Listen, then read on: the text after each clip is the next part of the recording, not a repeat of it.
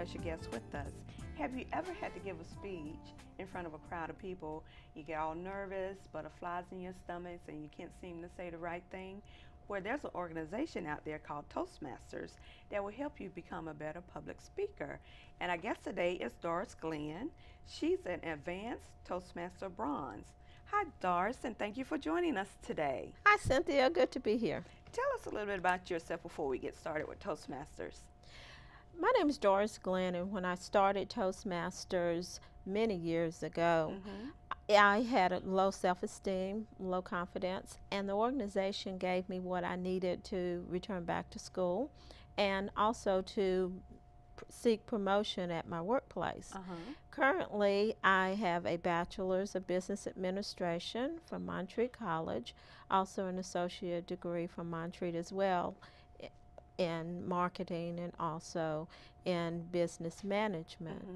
I'm also a business process management certified instructor, if you will, so that gives me an opportunity to work on business processes at work, and Toastmasters plays an important part in that. So what exactly is Toastmasters? Toastmasters is an organization that I like to look at as a communications club. It is an opportunity for members to come together and learn and grow together. It's an opportunity to enhance leadership skills as well as individual and personal skills and help one develop and grow. Do you have a special role in your Toastmaster group or club? I'm currently a member of Public Service Toastmasters, and Public Service Toastmasters is one of many in the Charlotte area. I have served as president of Public Service Toastmasters as well as vice president of public education, and recently I finished a term last year as the VP of marketing for our club. Wow. So how did Toastmasters start? I know it started a long time ago. I went online and saw that it started in the early 1920s, 1924. Yes. And it started at the YMCA in California. Yes. And is this a nonprofit organization, Toastmasters? Toastmasters is a nonprofit organization. It's a 501c3, and members have an opportunity to participate in Toastmasters, and also, in addition to participating, to grow and participate in levels at the local club level as well as the district and national and international levels of the organization. I did a little research on Toastmasters, and I found out they have over 25,000 members, and they have clubs in 106 countries. That's pretty much all over the world. There's Toastmasters, isn't it? One thing that people fail to realize is that Toastmasters is an international organization, and there are different levels of participation. If an individual is looking just to grow and develop personally, then there's a track for that individual just to help them speak more effectively. One thing to consider in Public Service Toastmasters as well is if you want to have a communication with your boss, perhaps you want to negotiate a raise. Toastmasters is a wonderful opportunity to develop the skills to know how to go in and negotiate that you may get the best value in your employer as well. So who can join Toastmasters? Can anyone join Toastmasters? Anyone can join Toastmasters. There are over 52 clubs here in the Charlotte area 52? alone. Yes, indeed. And each club has its own personality. So there are clubs that focus more on the business community, and then there are other clubs that focus more on civic activities. Where do these clubs meet? What type of places do they meet? Various places, YMCA, corporate conference rooms, and other areas, including dining halls, restaurants around the city.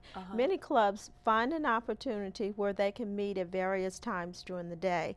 So if an individual is looking to participate in a Toastmasters club, I would suggest that they go to the website, toastmasters.org, and that will give them an opportunity to search for a club within their specific geographical area and visit a few to see which club will fit their individual personality. Is there anything in particular a person needs to do to become a member of Toastmasters? I would suggest the first thing is for an individual to find a Toastmasters organization nearby and to visit several times. Then there's an application that one would complete, and there are membership dues at the local and the national level. It is a tremendous bargain because for a full year, for under $200, many individuals can have an instruction provided manual that will lead and guide them in helping to develop skills for better communication. That kind of takes me to my next question for you. Is there an instructor? But you said that you get booklets, so how do you know what to do with the booklets? The wonderful thing about Toastmasters is that there are not instructors per se, but each member has a commitment to the club to be a role model and a mentor. There are instruction manuals. There is a beginner's manual, if you will, that has 10 speeches. And once an individual has completed those 10 speeches, they qualify for a competent communicator award, which means they will receive a certificate of completion, and they will have an opportunity to have that framed and displayed on their wall at work. Also, one of the great things about Toastmasters is that once an individual completes the first manual of 10 speeches, there's an opportunity for Toastmasters International to actually communicate with that individual supervisor and send a letter indicating that that individual has indeed completed the prescribed course of instruction. So what type of speeches are in this instruction booklet?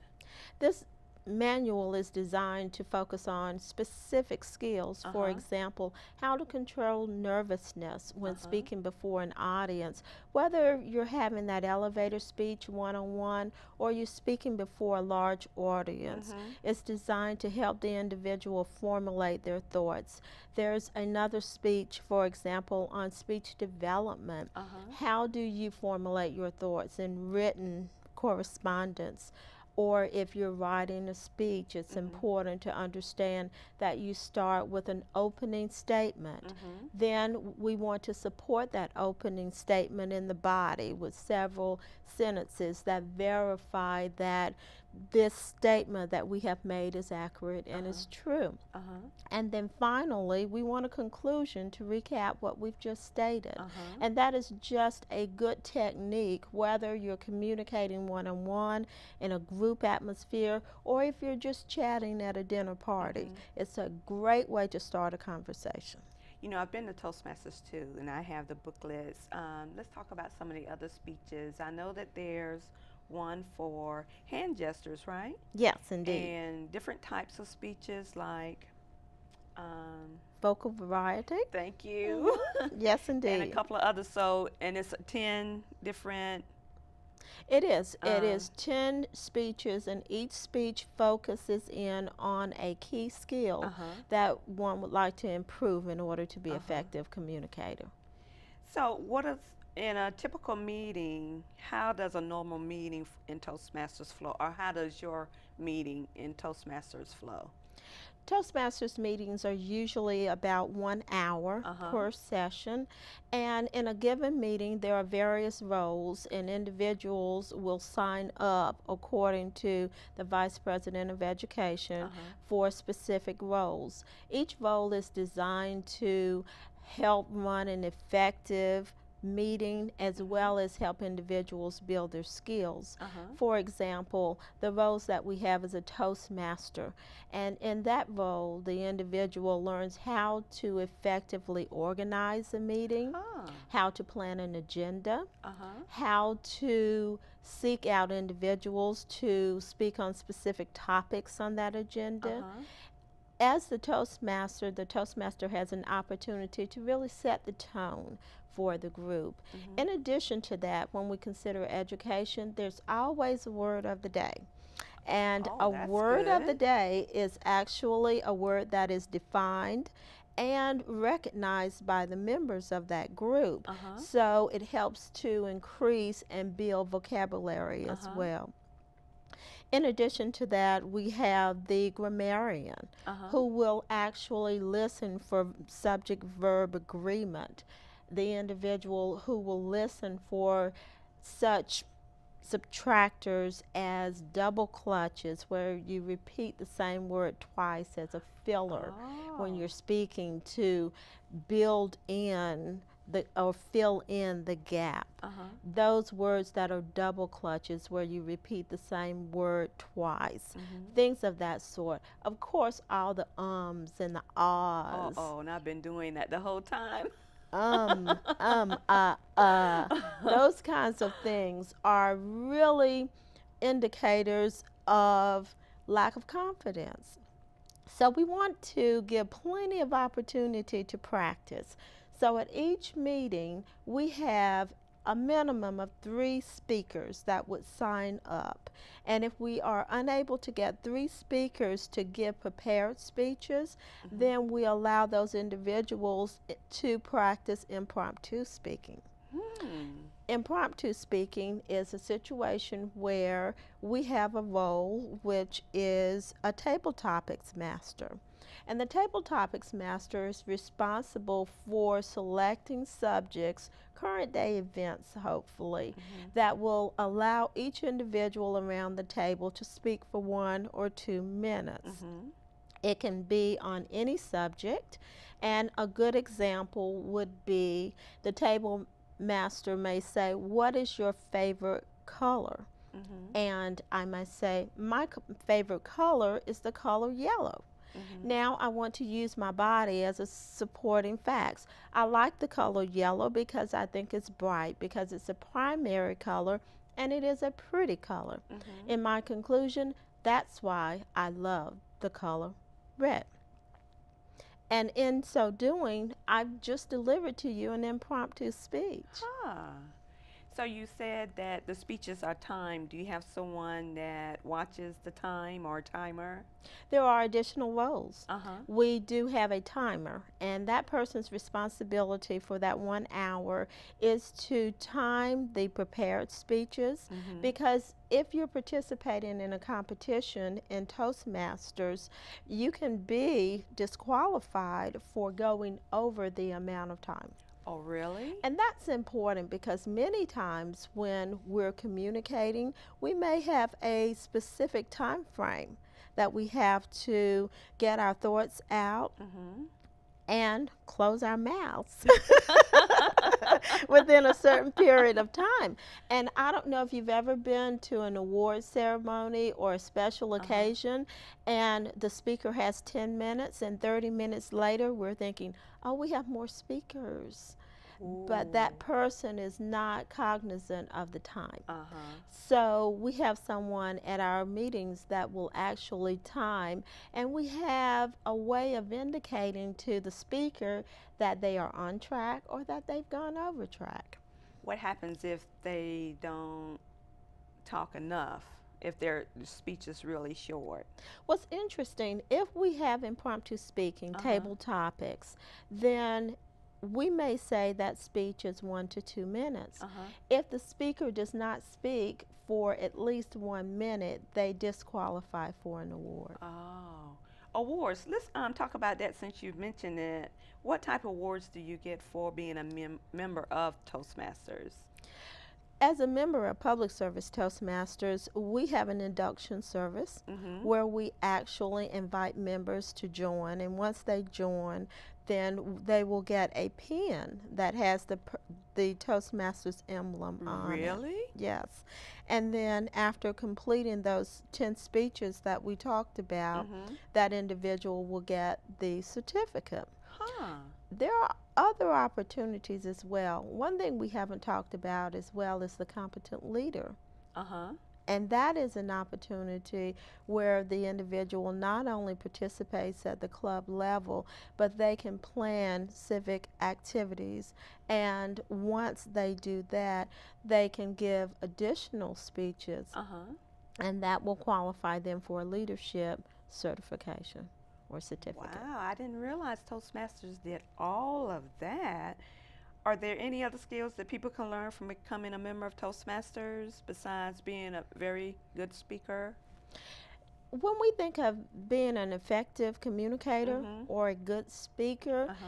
many times we associate that with giving speeches. Uh-huh. But in our everyday life, we may not be giving speeches on a daily basis, but Right. we are communicating every day. Mm-hmm. And one of the great benefits of Toastmasters is that we have an opportunity to communicate effectively with our boss, with our coworkers, and with our family and friends. Uh-huh. And I understand that you have a leadership program with Toastmasters. Let's talk a little bit about that. The leadership program with Toastmasters also prepares individuals who would like to exercise their communication skills Mm-hmm. beyond the group. And that includes speaking at district conferences Uh-huh. or national conferences. Many Toastmasters have gone on to participate and actually enjoy careers as effective communicators. Really? So, have you won any of these awards? I'm putting you on the spot, I know. That's okay. I've won several. Oh, really? I am a competent communicator as Uh-huh. well as a Toastmaster Bronze, which Uh-huh. is a communicator bronze. I also have a leadership award, and Uh-huh. I've been VP for our club. When you say bronze, do you have other levels? Are you at the top or the middle with the bronze? There is another level. There is a silver. It's Uh-huh. an advanced communicator silver Uh-huh. level. And then beyond that, it's a DTM, which provides an opportunity to serve as governor at the district level. Whoa. So, tell me, do you have any famous speakers that you admire? There are many, but one that comes to mind is Tavis Smiley, Ah, who uh-huh. is a wonderful communicator and has gone on to do great He things. really has. But he got his start as a Toastmaster. He started in Toastmasters? Started as Toastmaster. Do you know any other famous people that started in Toastmasters? There are a number right in the city. Really? Yes, a number of them, and they're not famous, but they are effective communicators and they do well every day. Do we know any of these people? Yes, we famous? do. And They're they not are? famous, Uh-huh. but they are well known. Uh-huh. Former presidents of public service Toastmasters, former district governors, and it is just a wonderful opportunity to get to know some of these people and yourself, a Yes. former Toastmaster. I need to come back to the meetings, don't I? It's been a while since I've been there. Well, obviously you're doing well. Yes, with my own television show. Yes, indeed. Yes, it does really help you to want to go out and to talk and to share what you know with other people, and that's what this show is all about too. I wanted to ask you some more about Toastmasters. We had talked a little bit about the competition for Toastmasters. Do you have competitions there on the local level or your club and go up to the district and national and international? Let's talk about that a little bit. At the local club area, there are two categories, Mm-hmm. and that's table topics, which is impromptu speaking, Uh-huh. and also a humorous speech contest. Uh-huh. Do you know anyone who is just a great storyteller? When they tell a story, you can see the green leaves on the tree and feel the sun shining on your face, and they're walking through that green meadow. That's what we call so peaceful. Yes, that's what we call storytelling. Uh-huh. It is the ability to tell a story and pull the audience into the story so that they experience the story while you're telling it. Uh-huh. And this is a great opportunity in Toastmasters to participate and to compete. And there are different levels. Uh-huh. Not only at the local club level, but also at the district, where we compete with the best of the best in our region. And the winners go on to compete at the state level Uh-huh. and then the national level. and ultimately at the international level. So we have had international winners from Hawaii and from Canada Really? and from various states around the world, and they're eager to participate and to compete. Have you been to one of these competitions? I have been to one and I've served as a judge at the local Really? level. And it's a wonderful opportunity Uh-huh. because one other category that I want to mention again is, remember those table topics we talked Mm-hmm. about, impromptu speaking? Well, there's a category of competition for table topics where you have an opportunity, the individual has an opportunity to attend a competition meeting, and without former knowledge, they're given a topic and they have to do what we discussed before, give an opening statement, back that up with a body, Uh-huh. and then finally a conclusion. And not only that, but we want to see some vocal variety in Mm-hmm. there. As a judge, we're looking to see who can add reflection to the voice, Uh-huh. rise it when it's necessary, and drop it when you want to make an impression. Whoa. You had mentioned humorous too. This is not telling jokes, right? It can It be. can be? It can be in good taste. That's important. But it's an opportunity to use humor to Mm-hmm. communicate. We've done some of that on this evening. It's an opportunity to sit and actually tell a story and put some humor to Uh-huh. that storytelling. It's also an opportunity to use humor to address issues in our community. Huh. How would you do that in the community, address issues in the community with humor? I don't think I understand. It's an opportunity to take humor and pick a issue that's of importance in the Uh-huh. community, and we want to bring that issue to the surface and maybe discuss some pros and cons, but at the same time we use humor to draw the audience in. For example, you would use humor in an opening statement. You would use humor if you're describing apparel, for example, the clothes that they're wearing, or you're recalling an event that's applicable to the subject that you're discussing. Oh, I see. Do you have, I want to ask you this, I just thought of it, came off the top of my head. Is there a Toastmaster group for teens or young children to join? Yes, there are Oh, opportunities. really? It's called the Gavel Club. And one of the things that Public Service Toastmaster has tried in time past Mm-hmm. is to develop teams, because at the high school level and at the middle school level, Mm-hmm. there are opportunities for them to serve as class president and Mm. in other capacities. So Toastmasters would serve as a development tool to help them learn how to communicate effectively.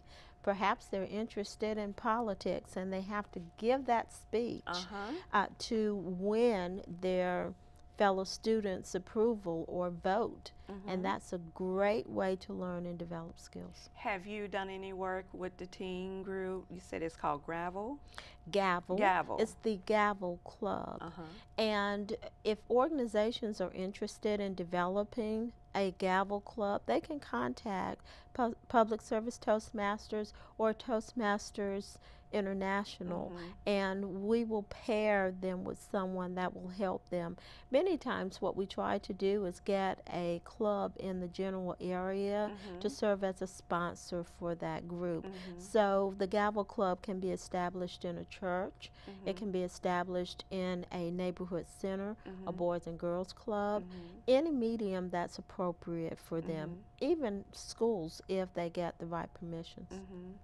So tell me again, what is the website name? It is toastmasters.org, and visiting the website will give you an opportunity to visit, to find a club in your area, Mm-hmm. as well as seek out important information. There are great video clips and Oh. resources available to help one get started on improving their Uh-huh. communication skills. You mentioned video clips. Does your group videotape your speeches so that you can look back on them and critique them? We're not currently recording our meetings, although that is a possibility in the future.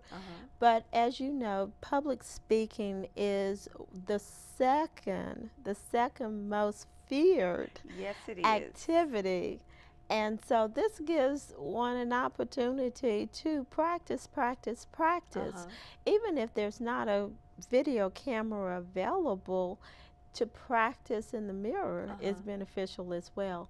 But Toastmasters.org has some great video clips demonstrating individuals who are starting out and learning and developing their skills. They use humor to show the fear of public speaking in some cases as well. Well, thank you so much for joining us today, Doris. My pleasure. And if you have any more questions about Toastmasters.org, about Toastmasters, you can visit their website, and I'll also have some information about Toastmasters on my website. And my website is www.abetteryouShow.com. And Doris, do you have any lasting words you want to share with our viewers about Toastmasters? Yes, I'd like to welcome everyone to come out and visit our club. We're located at 600 East 4th Street, the 9th floor, conference room 986. We meet on Tuesdays at 12 noon. Come on out and visit us. And so your club on 4th Street, do you have any special events to draw in new members? Or you just depend on your current members to bring someone with them? It is an open club, so we do have an opportunity for members to come and visit. We have a website that you can go to Toastmasters.org and search for Public Service Toastmasters, and our club information will come up, and it will tell a bit of information about us as a club. Thank you so much for joining us, Doris. Thank you. And remember, if you want to improve on your public speaking, you might want to join us over at this club.